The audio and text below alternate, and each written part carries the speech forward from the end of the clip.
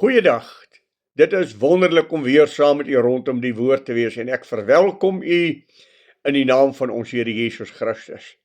Geliefdes, ons is besig met die boek Romeine. Ons het met mekaar die eerste vers hanteer en redelik dit opgebreek en dit uit mekaar gehaal. In die eerste plek het ek met u gepraat oor die individu, Paulus, daardie roekelose man wat tot bekering gekom het en wat nou 'n kind van die Here is. Toe het ek met u gepraat oor die ingesteldheid van die apostel Paulus of die individu Paulus, wat gesê het ek is 'n diensknegt van Jesus Christus. Toe het ek met u gepraat oor die inlywing van Paulus, dat hy homself 'n apostel van Jesus Christus noem, in die plek van Judas Iskariot, en dat hy homself die ongebore of die ontydig gebore apostel noem.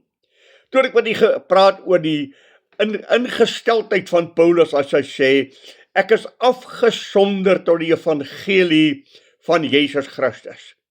En toe het ek met u begin praat oor die inspirasie van die woord van God, soos ons dit in die tweede vers vind by hierdie woorde, wat hy tevore beloof het deur sy profete in die Heilige Skrifte.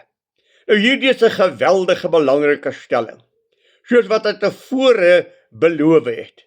Ag, kom ons gaan sommer reg terug na in die begin van die Bybel, die oomblik toe Adam en Eva in die tuin van Eden gesondig het God gesê, die saad van die vrou sal jou die kop vermorsel. Bloot net in daardie stelling is daar 'n geweldige groot waarheid opgesluit. Wat nooit in die Ou Testament is 'n nageslag aan 'n vrou verbonde nie. 'n Vrou het geen reg gehad nie, nageslag is aan die man gekoppel. Hoekom sê hy die saad van die vrou? Want daar gaan geen man ter sprake wees nie.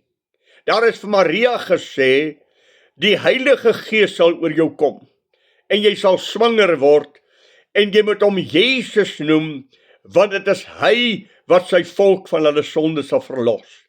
Dis 'n Ou Testamentiese voorspelling wat waar geword het. Jesaja 7 het gesê, die maagd sal swanger word, en sal 'n seun baar, en julle moet hom Jesus noem, want dit is hy wat sy volk van hulle sonde sal verlos. Hy is Immanuel, God met ons. En wanneer ons dan lees ons hierdie mooi woorde. 'n Kind is gebore, 'n seun is gegee. Maria het 'n kind in die lewe gebring om aan hierdie persoon, die Here Jesus Christus wat mens kom, 'n liggaam te gee. Maar 'n seun is gegee. Johannes 3 vers 16. So lief het God die wêreld gehad, dat hy sy enig gebore seun gegee het, sodat elkeen wat in hom glo nie verlore mag gaan nie, maar die ewige lewe kan hê. Paulus stel dit so.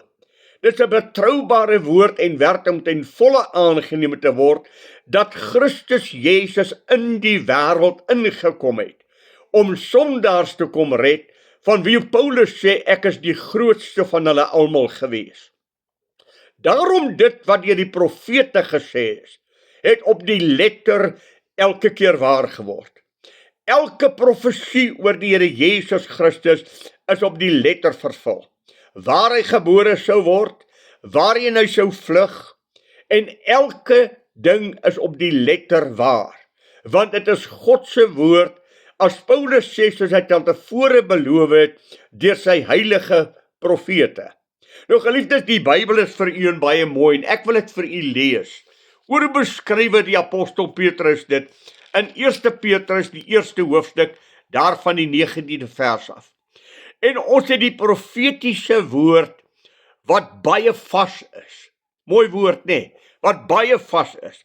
Waarop julle tog moet ag gee, soos op 'n lamp wat in die donker plek skyn, totdat die dag aanbreek en die môrester opgaan in julle harte.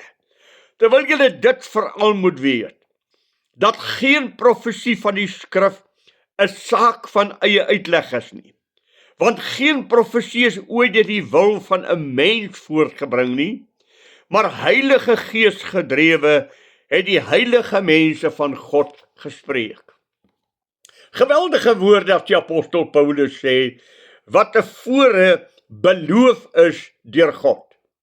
Hierdie verlosser van ons is reeds in die Ou Testament beloof dat hy sal kom. En ek het reeds vir u gesê, alles wat gebeur het rondom die Here Jesus Christus is letterlik alles vervul net soos gesê is. Die Here het ook daar in Deuteronomium die 28ste hoofstuk, maar eintlik dit in die 11de vers al gesê, kom ek lees vir die albei. Deuteronomium 11, daarvan die 24ste vers af het die Here hierdie woorde gesê. Elke plek wat julle voet sal optrap, sal aan julle behoort. Niemand sal voor julle stand hou nie. Die Here, die God, sal die skrik en die vrees oor die hele land kom, waarop julle wat hy julle laat loop, soos hy beloof het. Kyk, ek hou jou vandag die seën en die vloek voor. Die seën as jy luister na die gebooie van die Here julle God, wat ek jou vandag beveel. En die vloek as jy nie luister na die gebooie van die Here wat hy jou beveel nie, maar afwyk van dit wat die Here jou beveel. Die 28ste hoofstuk vers 1. As jy dit dan sorgvuldig luister na die stem van die Here jou God, om sorgvuldig te hou al sy gebooie wat ek jou vandag beveel, dan sal die Here jou God jou die hoogste stel bo al die nasies van die aarde. En al die seëninge sal oor jou kom en jou inhaal as jy luister na die stem van die Here jou God. God het sy woord gegee dat ons as mens op sy woord sal ag gee. Want alles wat God gesê het, sal presies so gebeur. Ons het ook die woord daar in Josua, die 6de hoofstuk, en moontlik moet ek dit ook vir u lees, dan hoor u net die woord van die Here, daar in Josua die 6de hoofstuk, en wel by vers 18. Kom ek lees dit gou vir u. Dan hoor u wat sê die woord van die Here vir ons by Josua 6 vers 18 wat so klink. Dan neem julle net in ag vir die ban, dat julle nie terwyl julle die banvloek trek, self tog van die ban goed neem, en die laar van Israel onder die ban bring, en dit in die ongeluk stort nie. U weet waaroor dit gaan. Het gaan oor die inneem van die stad Jerigo. Maar God sê alles in daardie stad is onder die banvloek, onder die vloek van God geplaas. Jy mag niks daarvan vir jouself neem nie. U onthou die verhaal. Een persoon Agan het toe daardie stad se mure in mekaar val, soos God vir Josua gesê het. Die eerste dag trek julle 1 keer om die laar. Die tweede dag 2 keer. En so herhaal julle tot julle by die 7de dag kom, dan trek julle 7 keer om die stad, en dan skreeu julle net vir God en vir Josua, en die stadsmure sal in mekaar tuimel. Geliefdes, mure wat so dik is, dat daar huise op hulle gebou was. Die hoer Rachel se huis is daarop gebou, en dit is die enigste huisie wat God gesê het, wat staande sal bly. En dit het presies so gebeur. Al die mure van Jerigo het in mekaar geval, maar haar huisie het soos 'n toring, soos 'n pilaar bly staan, want God het so gesê. Julle mag niks neem nie, want dit is onder die vloek. Agan neem van die goed en hy gaan bær het by sy tentpen. Toe hulle die volgende slag moet tegemoet gaan, ou klein stadjie Ai, is daar 'n geweldige nederlaag. Josua buig voor die Here, hy lê op sy aangesig voor die Here. Here, het u ontrou geraak aan u woord? U het gesê elke plek wat ek my voetsool neersit sal myne wees. Niemand sal voor my stand hou nie, en ek sal suksesvol wees in elke plek waar ek is. Het u ontrou geraak? Nee, Josua, ek het nie ontrou geraak nie. Israel het gesondig. En luister, ek gaan nie een oomblik meer verder in julle midde wees, voor julle hierdie sonde nie uitdelg nie. Daar word die lot gewerp en uiteindelik kom dit by Agan en sy gesin. Agan spreek uit en spreek die waarheid, wat het jy gedoen? gaan sê wat hy gedoen het. En dan die opdrag, julle moet gaan en sy hele huisgesin met klippe doodgooi, anders sal ek nie een oomblik meer verder saam met julle wees nie. U sien die geliefde, elke woord wat God gespreek het, bedoel hy. En dit is 'n geweldige ding vir u en my om te ontdek. Dit is 'n geweldige ding vir jou en my om van kennis te neem. As God iets in sy woord gesê het, dan bedoel God wat hy gesê het. Daarom om eksplisiet te luister na die woord van die Here. Nie oppervlakkig te luister nie, nie ligsinnig met God se woord om te gaan nie, want die Ou Testament is vir ons die bewys, as Paulus sê, soos hy beloof het deur sy profete in die Heilige Skrifte. En alles wat God beloof het, gebeur, goed en sleg. Alles wat God gespreek het, sal eksplisiet so wees. Daarom moet ek en jy kennis neem. As Paulus in 1 Korintiërs 10 vers 1 sê, en hy vertel van Israel, hulle het almal uit Egipte land uitgelei. Hulle het almal geëet van die geestelike brood en gedrink uit die geestelike rots, Christus wat sou kom.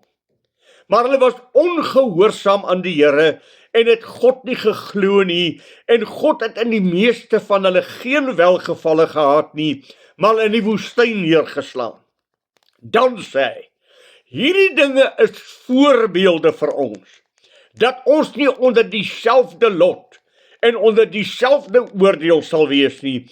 Daarom is die Heilige Skrifte gegee vir die tyd waarin die mense geleef het, toe die profete gespreek het. Maar die Heilige Skrifte is nie alleen vir hulle gegee nie. Die Heilige Skrifte het ook 'n boodskap vir jou en my, tot sal die dag van die Here Jesus Christus terugkom. En as 'n mens kyk na die aanslag op die woord van God deur die eeue, hoe daar geveg is om hierdie woord uit te delg. Ek dink aan 'n man wat gesê het, ek sal elke Bybel in hierdie wêreld vernietig as dit my doel is, as dit in my vermoë is, Voltaire. Daar word vertel dat hy op die laaste van sy lewe het die verpleegster wat hom opgepas het gesê, ek pas nooit weer 'n godlonaar op nie, want die laaste dae van sy lewe het hy uitgeroep, ek het nooit geglo in God en sy woord nie, nou brand ek brand. Hy het ook sy huis, die huis waar Voltaire in gebly het God die verspreidingsstasie gemaak van Bybels oor die wêreld. Die aanslag teen die skrif, die aanslag is vandag teen die skrif, geliefde. In die tyd wat ek en jy lewe, word die Bybel uitmekaar getrek deur teologiese predikante, deur professors op universiteit, wat Christene, wat kindertjies van die Here moet toerus vir die bediening, trek die Bybel uitmekaar. Jesus Christus word deur hulle verkondig, is nie uit die maagd gebore nie. Daar word selfs gesê dat hy uit hoerery gebore is. Hy is nie die enigste verlosser nie. Daar is baie ander verlossers. Die Bybel is so vol foute, jy kan dit nie glo nie. Alles wat hulle vir studente inprent, daar is 'n aanslag net teen die Bybel en teen Jesus. Daar's nie 'n aanslag teen Mohammed nie. Daar's nie 'n aanslag teen die Koran nie. Daar is net 'n aanslag teen dit wat die profete gesê het, wat in die Heilige Skrifte, die woord van God, die Bybel opgetree is. Die Bybel is God wat aan die woord kom. Ek het dit al so baie vir u gesê. Die Bybel is God wat praat. En as die apostel Paulus sê, so die heilige profete vir ons in die Heilige Skrifte gesê het, dan is die Bybel gegee vir jou en my om te let op wat God gesê het en noukeurig te let op wat God gesê het, want dit is die enigste algehele waarheid. Geliefdes, dit wat God gesê het, bedoel hy. Toe hy daar op die berg Sinaai die woord van God aan hulle gegee, die 10 gebooie, het hy dit bedoel. Toe hy sy woord nagelaan deur die profete, het hy vir ons gesê hoe ons as kindertjies van die Here moet lewe. Daarom wil ek vir u uitdaag en vir my uitdaag, net deur hierdie woorde, wat hy tevore beloof het deur sy profete in die Heilige Skrifte. Is vir my mooi om die woord te lees, beloof het. Daardie belofte, en ek gaan dit weer net fokus, dat God 'n belofte gemaak het aangaande 'n saligmaker wat sou kom. Hy het gekom. Hy het na hierdie aarde toe gekom, hy het tussen ons kom wandel. Hy het wonderwerke kom doen. Hy het God se koninkryk kom verheerlik, om te sê die koninkryk van God het naby julle gekom, want die koninkryk van God is gesetel in die Seun van God. Dis mos wat Johannes die Doper ook verkondig het. Bekeer julle, want die koninkryk van God het naby gekom. Elke woord in die Bybel wat God gesê het, sal so wees. Daarom moet ek en u oplet wat ons lees, want dit wat God gesê het, gaan waaragtig so wees. En kom ons sluit af met 'n woord. En dan gaan ek volgende keer weer met u praat oor hierdie teks. Maar kom ons sluit af met hierdie woord. Hy wat in hom glo, sal nie verlore gaan nie, maar het die ewige lewe. God het sy seun in die wêreld gestuur, nie om die wêreld te veroordeel nie, maar dat die wêreld deur hom gered kan word. Hy wat nie in hom glo nie, is alreeds veroordeel, omdat hy nie geglo het in die naam van die enige gebore seun van God nie. Dit is wat die profete, dit is wat Jesus Christus vir ons geleer het. Een enkele waarheid in die skrif. Jesus Christus sê ek is die weg en die waarheid en die lewe. Niemand sal na die Vader toe gaan as hy nie deur my gaan nie. Handelinge 4 vers 12 sê, daar is geen ander naam in die hemel bekend, wat God aan ons as mens gegee het, waardeur 'n mens gered kan word, as deur die naam van Jesus Christus nie. Johannes sê, God het ons die ewige lewe gegee, en die lewe is in sy seun. Hy wat die seun het die lewe. Wie die seun van God nie het nie die lewe nie. Die woord sê dit. Kom ek en u terugkeer terug na die woord, want die woord is geskrywe deur heilige manne, deur die Heilige Gees gedrewe. Dit is God wat aan die woord kom, wanneer ons die Bybel lees. Ek gaan volgende keer met u verder praat. Dan praat ons nog steeds oor hierdie geweldige aspek, van wat is die woord van God? En dan kyk ons bietjie na die beloftes van God, wat hy vir ons in sy woord gegee het. Mag die Here vir u ryklik seën, mag u God op 'n besondere manier beleef, totdat ons weer met mekaar saamgesels. Goeiedag vir u, en ek bid u die Here se rykste seën toe. Goeiedag.